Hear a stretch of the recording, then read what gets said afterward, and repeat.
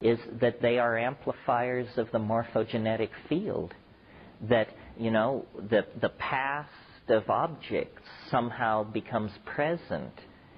This would fit in with my notion that when you take a psychedelic, you are rising into some kind of superspace that can be mathematically described, because having the past be co-present with the present is a way of saying that you have shifted your dimensional relationship to the data field, and now it all appears to be one coherent thing.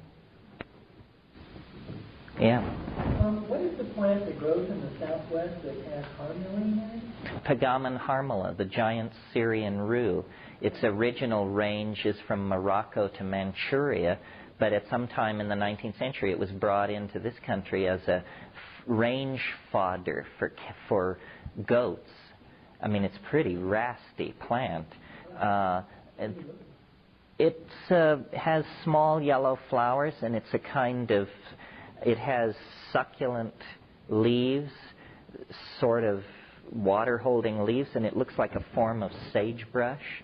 And when you cut into it with a knife or a machete, it's brilliant yellow inside. And that brilliant yellow is the harmine. You can just take the plant and make a brew of it? Or? Pound it up with a sledgehammer to separate the fibers and do a hot water wash on it. And then, do a second hot water wash. Then get rid of the physical stuff, combine the two mother liquors and drive it down to a reasonable volume. And it'll do the trick, yeah. You're probably familiar with a couple of reference books by Allegro and Puharich. John Allegro and Andrzej Puharich, yeah. Yeah. What's your assessment? Do you think there's any value if there is any? Well, not to rain on anybody's parade, Andrzej Puharich is a very mercurial person. Is that what we want to say? Recall that he was the guy who pushed Uri Geller for a long time, and they were forever tromping into the Negev and coming out with blank cassettes that had held the wisdom of the galaxy, but the aliens erased them before they let them return. That could happen here. So that's Andrzej Puharich. He's been around for a long time. I mean, these people are such eccentrics. I mean, you have to just respect people's persistence and survival power. But I think, his scholarship and his notion of the rules of evidence is fairly divergent even from my fairly loose canon. So Allegro is a little different case. Do you all know the book, The Sacred Mushroom and the Cross? He managed to hypothesize one of the most radical theories ever to come down the pike. I don't know how true it is, but his theory is that Jesus was a mushroom.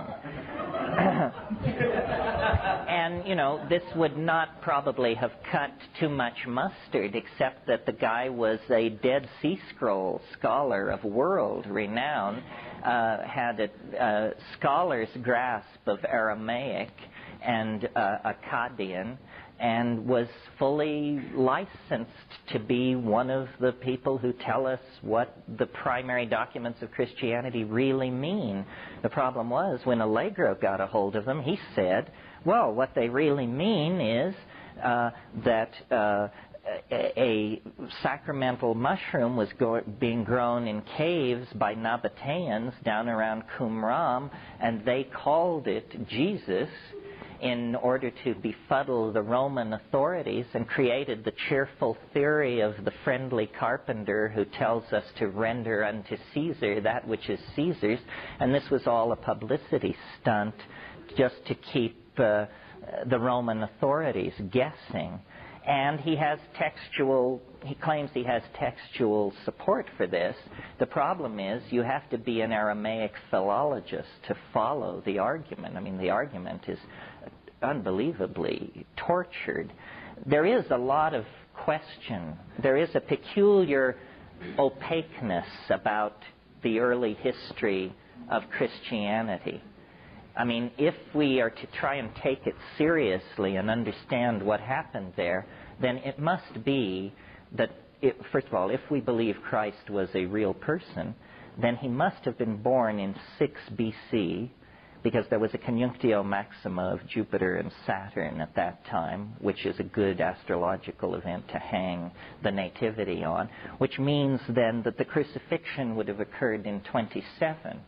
Well, why is it then that there are no mention of Christ can be pushed back earlier than AD 69?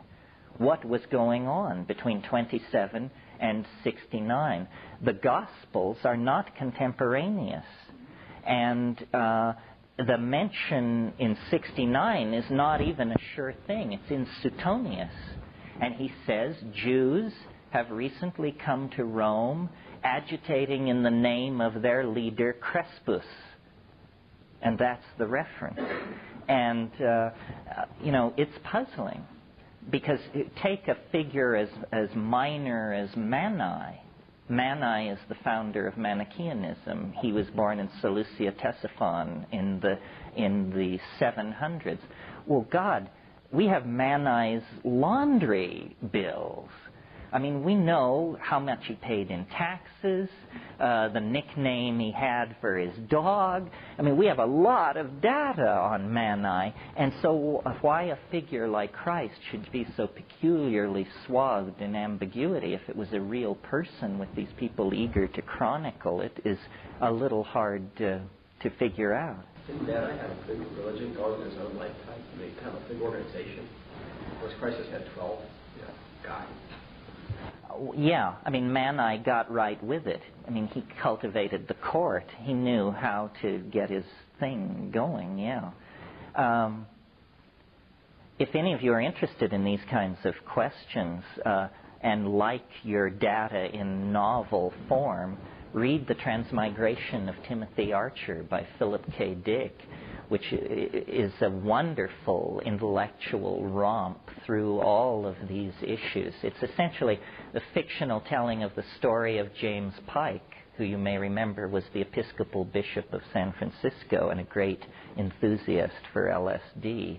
And he died in the Negev under very mysterious conditions. He parked his car and with a roadside map and a bottle of Coca-Cola in 115-degree heat, started walking toward the Dead Sea, and dehydrated and died. And he was very close to John Allegro. You know, I'm not given to conspiracy theory, but you must have been following this whole hassle about the Dead Sea Scrolls.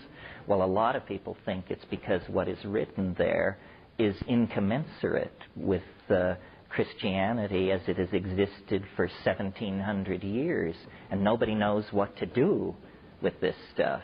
I mean, it's the equivalent of what do you do with the doctrine of the resurrection if somebody comes up with the mummy of Christ? Well, that's the kind of situation that these Dead Sea Scrolls may place Christian hermeneutics in. John Allegro's book? No, John Allegro died recently.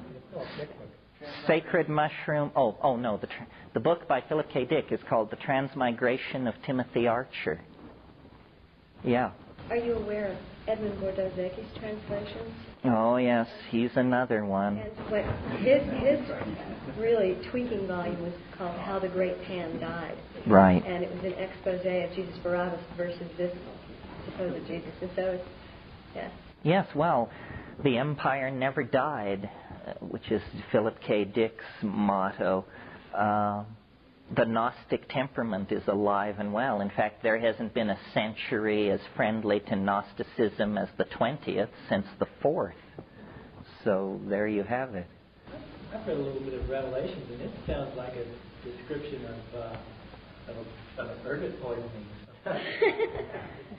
Well, this has been suggested. What you need to, to put the Gospel of John in, to put the Gospel of John in context, get Charles's book, the Apocrypha and Pseudepigrapha of the New Testament. This concludes Tape 5. Our program continues with Tape 6.